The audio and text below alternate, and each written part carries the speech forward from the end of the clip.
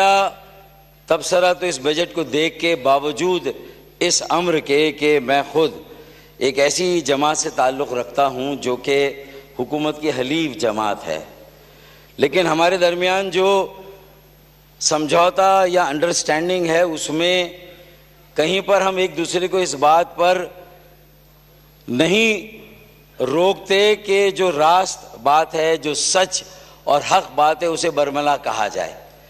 تو میرا پہلا تبصرہ تو اس بجٹ کو دیکھ کر یہی ہے کہ یہ ایک روایتی بجٹ ہے اور 77 سالوں سے جو پاکستان میں اسٹیٹس کو قائم ہے یہ اسی کا تسلسل ہے۔ اس کی کوکھ سے اسٹیٹس کو جنم لیتا ہے اور اسٹیٹس کو کی کوکھ سے اس طرح کا روایتی بجٹ جنم لیتا ہے۔ ایکسکیوز ہے آپ کے پاس کہ فسکل اسپیس کم تھی اور قرضوں کے بوجھ تلے آپ کی معیشت دبی ہوئی ہے، اس بات کو میں مانتا ہوں، لیکن where there is a will there is a way۔ اگر راستہ نکالنا چاہیں تو کم از کم اس اسٹیٹس کو سے ہمیں نجات مل سکتی ہے کہ بہرحال اپنا حال ایک جیسا ہے، 77 سالوں سے ہر ایک سال ایک جیسا ہے، کسی بھی رنگ میں رنگ خزاں نہیں جاتا، یہاں زرد ہرا لال ایک جیسا ہے۔ تو یہ ایک روایتی بجٹ ہے، 77 سالوں سے جو بجٹ آتے رہے اسی کا ریپلیکا ہے۔ یہاں تک کہ پی ٹی آئی کے دور کے جو 4 بجٹ تھے وہ چاروں بجٹ بھی اسی اسٹیٹس کو کا آئینہ دار تھے جس اسٹیٹس کو کا آئینہ دار یہ سال 2024 اور 2025 کا بجٹ ہے۔ جناب والا، میں سمجھتا ہوں کہ 77 سالوں تک تو ہم نے یہ کھلواڑ کر لیا کہ عوام کو ایک طرف رکھ کے اپنی مرضی کے بجٹ بنائے، لیکن میرے خیال میں اب بات اس نہج پر پہنچ گئی ہے کہ اگر اب ہوش کے ناخن نہ لیے گئے، اب ایک عوام دوست، معیشت دوست، کاروبار دوست بجٹ نہیں بنایا گیا بلکہ اسی طرح کا ایک روایتی بجٹ پیش کیا گیا اور پاس کیا گیا، تو میں سمجھتا ہوں کہ اب یہ ملک کی بقا اور سلامتی کے لیے اگر سب سے سنگین کوئی خطرہ ہے تو یہ روایتی بجٹ کا تسلسل ہے۔ اب ہمیں یہاں پر ٹھہر کر سوچنا ہوگا کہ کیا ہم اسی طرح عمرہ کو، رؤسا کو، بڑے وڈیروں، بڑے جاگیرداروں اور بڑے زمینداروں کو ان کی براہ راست آمدنی پر چھوٹ دیتے رہیں، ان سے کوئی ٹیکس وصول نہ کریں، آئین میں انہیں item number 7 federal legislative list میں یہ استثناء دیتے رہیں کہ every taxable income must be taxed except for agriculture. جناب والا، ایگریکلچر کا کنٹریبیوشن پاکستان کی معیشت میں 23% ہے، اور 23% میں جو ہماری کراپس ہیں، ہماری فصلیں ہیں، ان کی اگر آپ مالیت لگائیں، ان کا اگر جی ڈی پی میں جو کنٹریبیوشن ہے وہ لگائیں، اور ٹیکس میں اگر اس شعبے سے صرف 1% کا ٹیکس اگر آتا ہے تو میں سمجھتا ہوں کہ جب تک آپ اس اتنی بڑی ناانصافی کو ختم نہیں کریں گے، جب تک آپ اتنے بڑے ظلم کو ختم نہیں کریں گے اور تنخواہ دار طبقہ اور صرف تنخواہ دار طبقے پر ہی ٹیکس کی بھرمار لگاتے رہیں گے، تو میں سمجھتا ہوں کہ اب آپ کو یہ فرق کرنا ہوگا اس وقت کہ آپ ایک حد سے زیادہ اوور ٹیکسڈ اکانومی اور رانگلی ٹیکسڈ اکانومی میں اور ایک گروتھ اورینٹڈ اکانومی میں کوئی فرق کرنا چاہتے ہیں نہیں۔ پوری دنیا ٹیکس فری رجیم پہ جا رہی ہے، پوری دنیا ٹیکسوں عام مڈل کلاس پر، ایک غریب آدمی پر، ایک تنخواہ دار طبقے پر ٹیکس کی شرح کو کم کیا جاتا ہے. اور ٹیکس وصول کہاں سے کیا جاتا ہے؟ جو آپ کے براہ راست آمدنی کے ذرائع ہیں وہاں پر ٹیکس لگایا جاتا ہے. تو اسپیکر صاحب، مسئلہ یہ ہے کہ بجلی کی قیمتوں میں اور بلوں میں آپ خوفناک اضافہ کرتے رہیں. گیس نہ آئے لیکن گیس کے بل آئے، بجلی نہ آئے بجلی کے بل آئیں، پانی کا بحران الگ. روزانہ میری بہنوں میری بیٹیوں کو پاکستان کے تقریباً مڈل کلاس اور لوور کلاس طبقے سے تعلق رکھنے والے کو آئے دن تنگ کرتا ہے. اسپیکر صاحب، میرا صرف یہ کہنا ہے، بجلی کے بل، گیس کے بل اور پھر ان کی لوڈ شیڈنگ، پھر پانی کا بحران، یہ بنیادی مسائل ہیں. مہنگائی، بے روزگاری، یہ پاکستان کے عوام کے بنیادی مسائل ہیں. جو کاسٹ پرائس انڈیکس ہے، جو مہنگائی کی شرح ہے، وہ 20 سے 40% ہے. جو ان امپلائمنٹ کی شرح ہے وہ بھی تقریباً 15% ہے. آپ کی بڑی بڑی ملیں بند ہو رہی ہیں، آپ کا کیپٹل فلائی کر رہا ہے، یہاں سے سرمایہ جا رہا ہے، چاہے 2022 سے پہلے کا سرمایہ گیا ہو یا 2022 کے بعد سرمایہ گیا ہو. 12 لاکھ نوجوان ہمارا یہ برین ڈرین ہوا ہے جو پاکستان چھوڑ کر اب دوسرے ممالک میں جا کر چھوٹی جابز کر کے، بلو کالر جابز کر کے کسی طرح گزارا کر رہے ہیں، کیونکہ وہ کم از کم ان کی عزت نفس کو پروٹیکٹ کرتا ہے.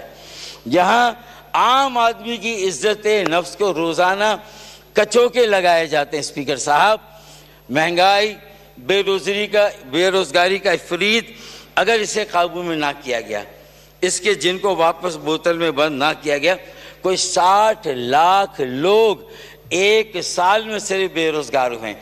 2.5 کروڑ لوگ خط غربت سے نیچے گئے ہیں گزشتہ 2 یا 3 سالوں کے اندر. میرا یہ کہنا ہے اسپیکر صاحب کہ ہمیں فوری طور پر اس بجٹ میں تیل، گیس، بجلی اور یہاں تک کہ پانی کے بلوں میں کمی کرنی ہوگی، اور یہ اس طرح ہوگا کہ جو ان اشیاء پر سیلز ٹیکس ہے اس میں کمی کریں. جو سیلز ٹیکس تیل یا پیٹرول پر لگتا ہے 17% کا، جب اسی تیل سے بجلی بنتی ہے تو اس پر 17%، 18% کا اور ٹیکس ہے. یہ ڈبل ٹیکسیشن ہے جو لوگوں سے وصول کیا جاتا ہے. پیٹرولیم ڈیولپمنٹ لیوی بھتہ ٹیکس ہے. پیپلز پارٹی ہو، پی ایم ایل این ہو، دونوں نے جب اپوزیشن کا رول پلے کیا تو حکومت وقت کو کہا کہ یہ بھتہ ہے، یہ غنڈہ ٹیکس ہے، اسے ختم ہونا چاہیے. اور اب شان بے نیازی کے ساتھ پی ٹی آئی کی حکومت نے بھی 4 سال تک پیٹرولیم لیوی کو اسی طرح قائم و دائم رکھا، اور ہمارے یہاں بھی پیٹرولیم لیوی میں اضافہ ہو رہا ہے. یہ 60 روپے تھی، اب اس میں اضافہ کر کے 80 روپے کیا جا رہا ہے، 33% کا اضافہ. 20 روپے کا اس میں مزید اس سال اضافہ کیا جا رہا ہے. میں صرف آپ سے یہ کہوں گا اسپیکر صاحب کہ اب ہمیں لوگوں کی زندگیاں جیرن ہو گئی ہیں، زندہ درگور ہو گئے ہیں. اگر انہیں جینے کا موقع نہ دیا تو پھر کون سی معیشت، کون سی ریاست، کون سی سیاست، کون سی جمہوریت اور پھر کون سا ملک. اسپیکر صاحب، 3 طرح کے آؤٹ کم ہیں. یہ جو مسائل ہیں، دیکھیں میں نے علامتیں بتائیں، گیس، بجلی، تیل، پانی، اور یہ علامتیں ہیں. اب ان کے پیچھے کیا آپ کی گروتھ ریٹ کیا ہے؟ 2.4% آپ کی گروتھ ریٹ ہے. فسکل ڈیفیسٹ 8 یا 9% آپ کا فسکل ڈیفیسٹ. آپ کی آمدنی اور اخراجات میں توازن نہیں ہے. پھر آپ کا ٹریڈ ڈیفیسٹ 15 ارب ڈالر کا ٹریڈ ڈیفیسٹ ہے. پھر اس کے اوپر سونے پہ سہاگا، جلتی پر تیل کا گام، آپ کا جو ہائی مارک اپ ریٹ ہے 23% کا. ایک کئی دھاری تلوار سے آپ عام آدمی کو ہم کاٹ رہے ہیں. ایک تو ٹیکسوں کی بھرمار اور سیلز ٹیکس کی شرح یا انڈائریکٹ ٹیکس ہمارے تمام ٹیکسوں کا 65% ہے، باقی انڈائریکٹ ٹیکس 5%، 70% آپ کا انڈائریکٹ ٹیکس ہے، براہ راست آمدنی پر صرف آپ کا ٹیکس 70% ہے۔ اگر ریئل اسٹیٹ پہ یا گھر پہ بھی کوئی ٹیکس لگانا ہے تو ایم کیو ایم پاکستان یا تاجروں کو بھی منانا ہے، ایم کیو ایم پاکستان اس میں کلیدی رول پلے کرنے کے لیے تیار ہے، بس شرط یہ کہ آپ صحیح معنوں میں آمدنی پر ٹیکس لگانا شروع کریں، بڑے وڈیروں جاگیرداروں کی آمدنی پر ٹیکس لگائیں۔ 6 لاکھ تنخواہ سالانہ کمانے والے یا اس سے زیادہ، اس پر آپ نے 2.5% کے ٹیکس کی شرح کو 5% کر دیا، ڈبل کر دیا۔ جو پہلے ہی مرا ہوا ہے اسے اور مار دیا کہ کہیں یہ بچا تو نہیں ہے۔ پھر اس کے بعد 12 لاکھ کی تنخواہ سے جو اوپر تھا ان کے اوپر جو ٹیکس کی شرح تھی اسے بھی ڈبل کر دیا گیا۔ اور جو ہمارے بڑے زمیندار، بڑے وڈیرے، بڑے قبائلی سردار، بڑے چودھری، بڑے قوانین ہیں، بڑے عمرہ رؤوسا ہیں، ان کی آمدنیوں پر کوئی ٹیکس نہیں، 19%۔ اگر گنے کی آمدنی ہے تو وہ ایگریکلچر آمدنی ہے، اس پہ کوئی ٹیکس نہیں۔ اور انہی گنے کے کھیت والوں کی شوگر ملیں ہیں تو اس کا منافع بھی وہ گنے کے کھیت کی آمدنی میں دکھاتے ہیں، اور شوگر ملوں کا ٹیکس بھی اس طرح آسانی سے بچاتے ہیں۔ اسپیکر صاحب، یہ جو یک طرفہ پالیسیز ہے اسے ہمیں کہیں نہ کہیں لگام دینی ہوگی۔ مارک اپ ریٹ کو 23% سے سنگل ڈیجٹ میں فی الفور لا کر کم کرنا ہوگا، اور ایکسپورٹس بڑھانے کے لیے جو اقدامات وہ کرنے ہوں گے۔ پیداواری عمل تبھی بڑھے گا، آپ کو رسک لینا ہوگا، یہ گیمبل کھیلنا ہوگا کہ انڈائریکٹ ٹیکس، سیلز ٹیکس 17% سے کم از کم تیل، بجلی، گیس پر 9% پر لے آئیں، 17% سے۔ آپ دیکھیں جب لوگوں کے پاس سیونگ ہوگی، لوگ کمائیں گے تو ٹیکس دیں گے نا، اور وہ کمانے لگے تو دیکھیں بے روزگاری کا بھی توڑ ہوگا اگر ٹیکسوں کو آپ کم کریں گے، مہنگائی کی شرح، انفلیشن بھی کم ہوگا۔ اس وقت آپ کی اکانومی جو ہے وہ فریگنیشن کا شکار ہے، اسٹیگفلیشن کا شکار ہے کہ جمود ہے، قیمتیں بھی بڑھ رہی ہیں اور گروتھ بھی نہیں ہے۔ آپ کا پیداواری عمل رکا ہوا ہے، روزگار رکا ہوا ہے۔ جب پیداواری عمل رکا ہوا ہے آپ کی ایکسپورٹس بھی رکی ہوئی ہیں۔ ایکسپورٹس بڑھانے کے لیے بھی ٹیکسوں کو کم کرنا ہوگا، مڈل کلاس پر اور غریبوں پر اور عام آدمی پر، اسے معاشی عمل میں آنے کا موقع دینا ہوگا، تبھی آپ کے 2030 کے جو ٹارگٹ ہیں سیکنڈری ڈیولپمنٹ گولز SDG، اس کو آپ پورا کر سکیں گے۔ اور اصل خود مختاری آج کے دور میں کیا اسپیکر صاحب؟ اصل خود مختاری معاشی خود مختاری ہے۔ اگر کوئی ملک معاشی طور پر خود مختار نہیں ہے، ہر دوسرے سال ہمیں IMF کے سامنے کاسہ گدھا لے کر جانا ہے، تو میں سمجھتا ہوں کہ یہ آپ زبردستی ٹیکسوں اور محاصل ریونیو کو وصول کرنے کے لیے اور ٹیکس لگاتے ہیں، آپ کی گروتھ اور سلو ہو جاتی۔ گروتھ سلو ہوگی تو آپ کے یہ ٹیکسز بھی قائم نہیں رہیں گے، آپ کی آمدنی کے بیسز بھی قائم نہیں رہیں گے۔ اسپیکر صاحب، انہیں کم کرنے کی ضرورت ہے۔ پھر 2008 کے بعد NFC نہیں ہوا، NFC PDM-1 نے بھی نہیں دیا، PDM-2 نے بھی ابھی تک نہیں دیا، لیکن PTI کی بھی 4 سال کی حکومت میں NFC پر کوئی نظر ثانی نہیں کی، جو ایک امبیلنس ہے صوبوں اور مرکز کے وسائل کے درمیان۔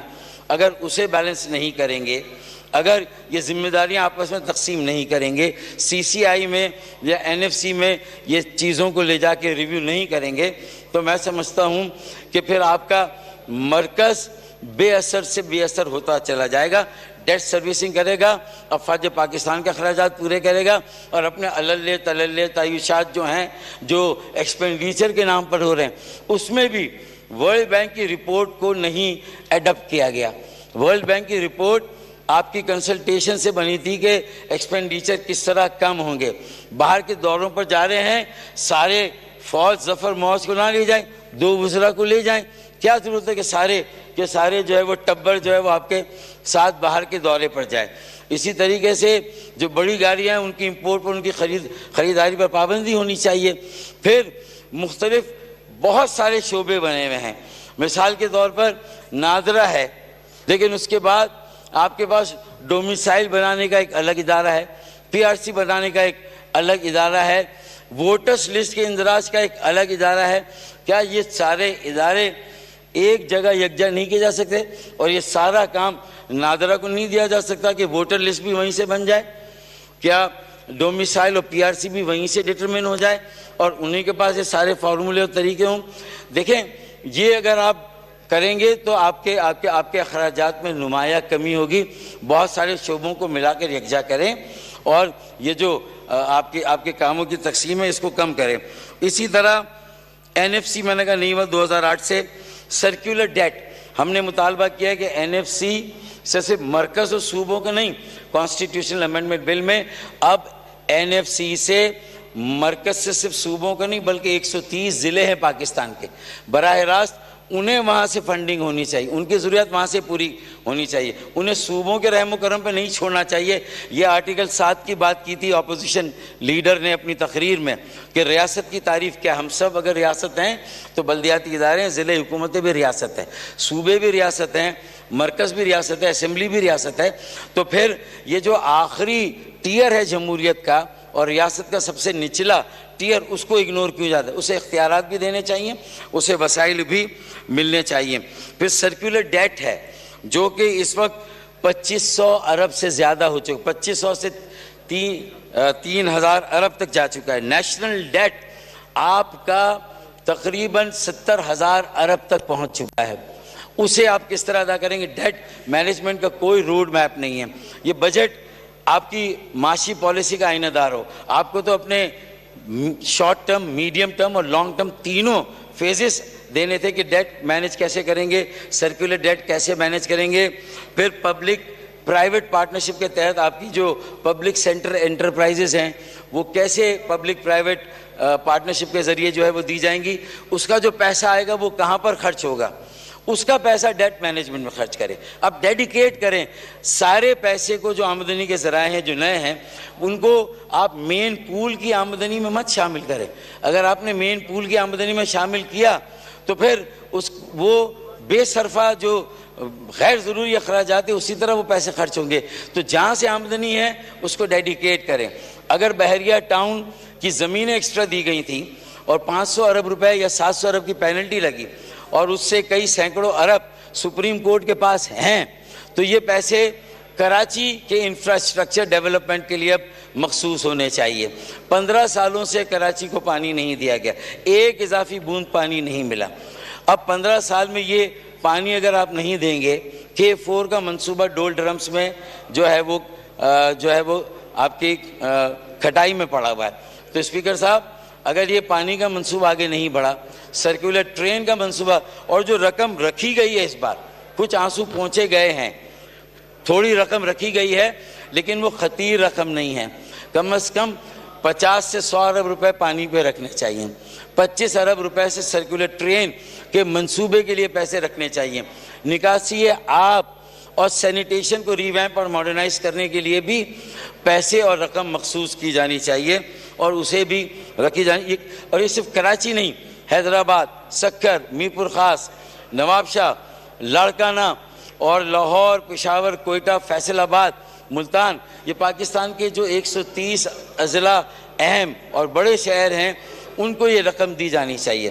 براہ راست فنڈنگ مرکز سے ان کی ہونی چاہیے، این ایف سی سے۔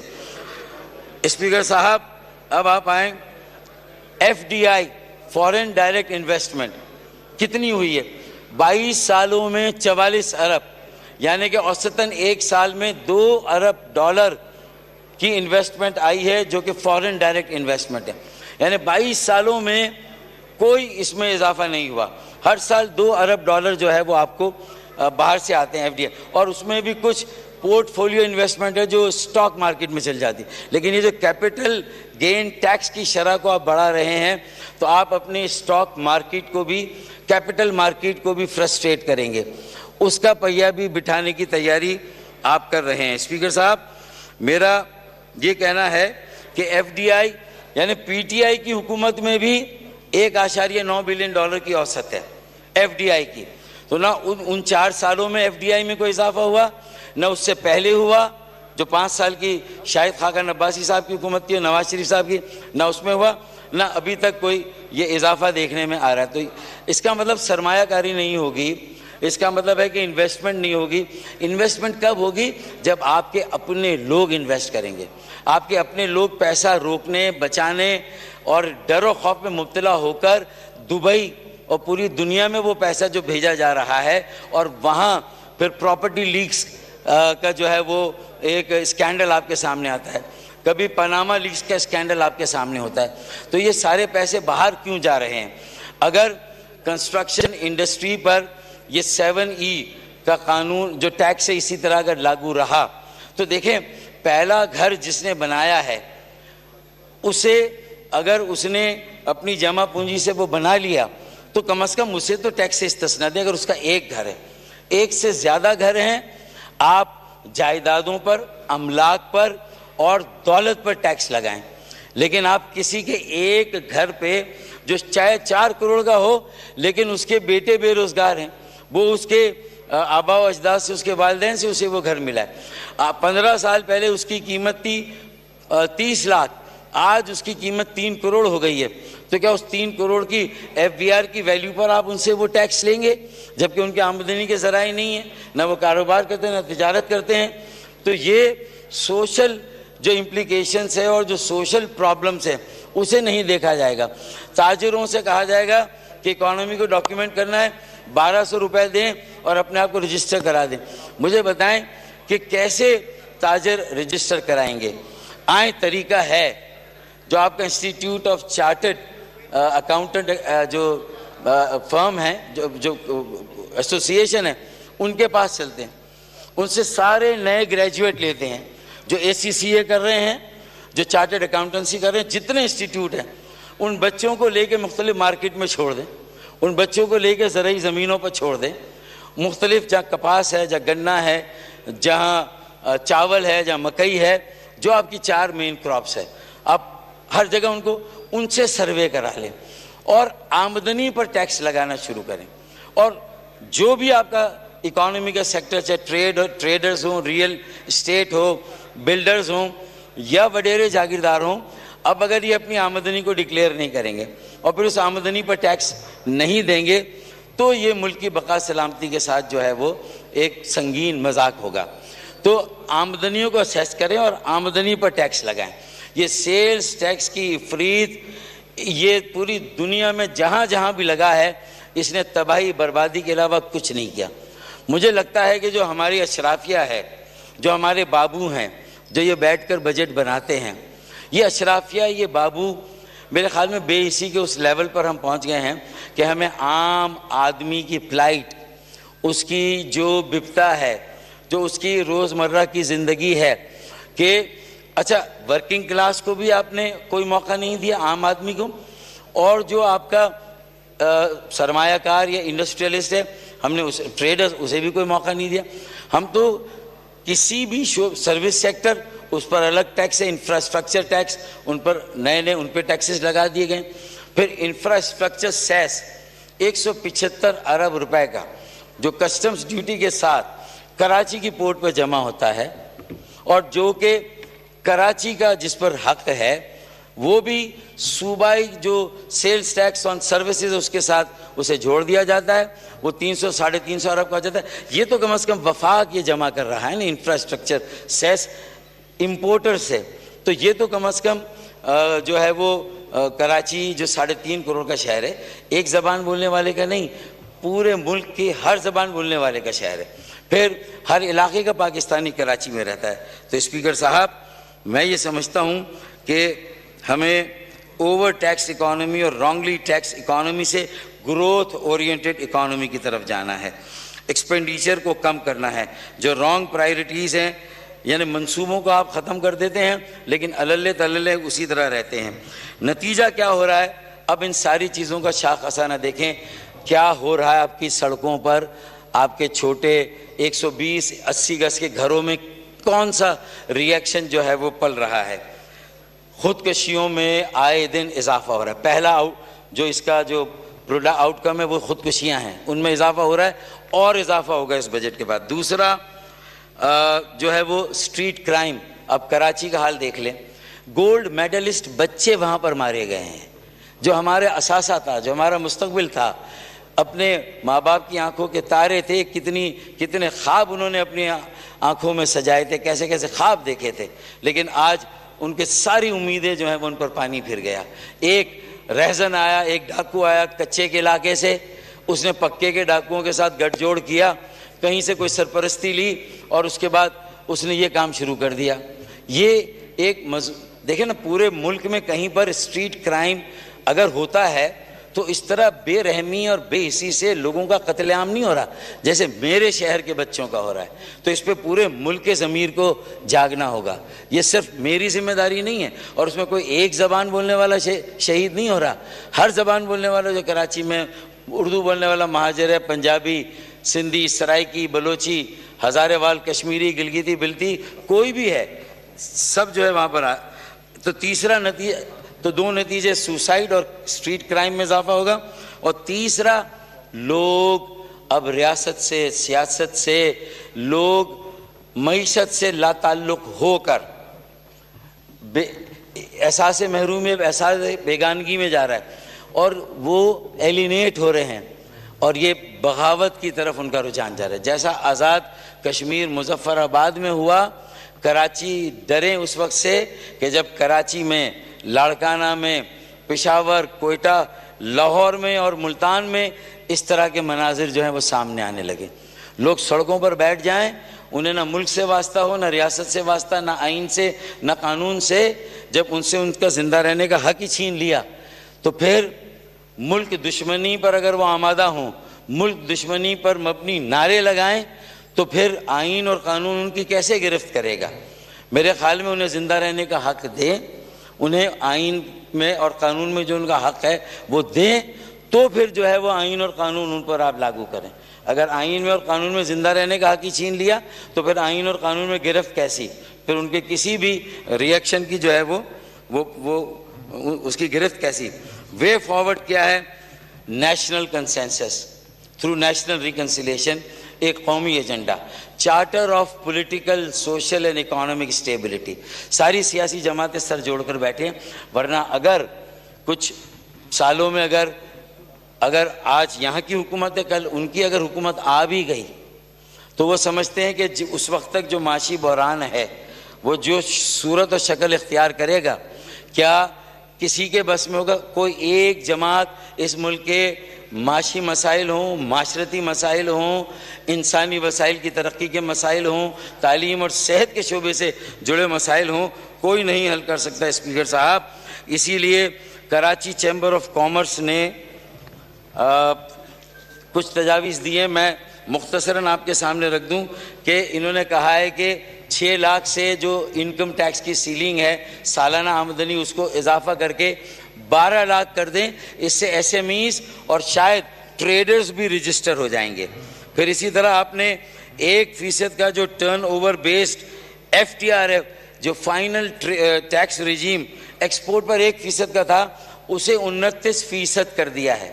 ایک طرف آپ ایکسپورٹ بڑھانے کی بات کر رہے ہیں, تجارتی خسارہ کم کرنے کی بات کر رہے ہیں, دوسری طرف آپ اسے سٹینڈرڈ ٹیکسیشن کے ذریعے 29% کا ٹیکس لگانے کی تیاری کر رہے ہیں. پھر ایسا ہوگا تو ایکسپورٹرز پر سپر ٹیکس بھی لگے گا 15% کا, جو کارپوریٹ سیکٹر 35% دے رہا ہے, 15% ڈیویڈنڈ دے رہا ہے, اور 15% کا سپر ٹیکس دے رہا ہے. تو 65% کے ٹیکس پر کیا کارپوریٹ سیکٹر چلے گا, کیا ایکسپورٹ اورینٹڈ انڈسٹری آپ کی چلے گی؟ میرے خیال میں کوئی اور اس بات کو اتنا سمجھ رہا ہو نہ سمجھ رہا ہو, لیکن اختیار بیگ ضرور اس بات کو مجھے یقین ہے کہ سمجھ رہے ہیں, تائید کرتے ہیں. بہت شکریہ. اچھا, پھر ایکسٹرا آرڈینری پاورز دے دیے گئے ہیں سیکشن 25 میں سیلز ٹیکس کے, دے دیے گئے ہیں ایف بی آر کے آفیشلز کو کہ مادر پیدر آزاد ہیں, جب چاہیں رات کو چھاپا مارے. ارے وہ انجمنیں کہتی ہیں مارکیٹ کی, یار صبح آ جاؤ, ہم تعاون کریں گے, ہماری آمدنی کو تم اسیس کر لو, ہمارے تم بجلی کی کنزمپشن کو اسیس کر لو, ہمارا جو ٹرن اوور ہے بزنس پہ فکس ٹیکس لے لو. وہ کہہ رہے ہیں کہ شروع اس طرح کریں, فکس ٹیکس لے لیں, اور وہ فکس ٹیکس جہاں پہلے تھا وہ بھی آپ ختم کر رہے ہیں, وہ بھی آپ ختم کر رہے ہیں. جیسے یہ 7E لگایا ہے تو آپ نے فکس ٹیکس کو ختم کر دیا. پھر جہاں جہاں استثناء دیا تھا آپ نے ہاؤسنگ میں 100C اور 100D کے پروجیکٹس تھے 2200 ہاؤسنگ کے, اس پہ استثناء تھا. 2 سال کے ایکسٹینشن دے, وہ مکمل کیوں نہیں کر سکے؟ روپیہ ڈی ویلیو ہو گیا, امپورٹ پر قدغن لگ گئی. تو یہ ساری چیزیں تو حکومت کی پالیسی جڑی ہوئی ہے. جب حکومت کی وجہ سے وہ پروجیکٹس مکمل نہیں ہوئے تو حکومت کو اس میں ایکسٹینشن 2 سال کی دینی چاہیے, نہ کہ 7E لگا کے یا 236C میں دوبارہ ٹیکس لیں. ایک بار وہ ٹیکس دے چکے ہیں, پھر ڈبل جیوپرڈی, پھر ان کے اوپر ٹیکس. اچھا یہ تو چلیں, ایک عام آدمی نے جو بکنگ کرا لی, جو گھر بن رہے ہیں, جو مکان بن رہے ہیں, لیکن لو کاسٹ ہاؤسنگ اسکیم کہاں ہے؟ اگر انہوں نے 50 لاکھ مکانات نہیں بنائے, 1 کروڑ نوکریاں نہیں دی, تو یار آپ تو کوئی دعویٰ کرتے کہ ہم 50 لاکھ نوکریاں دیں گے اور 25 لاکھ مکانات بنائیں گے. ٹٹ فار ٹیٹ کریں نا.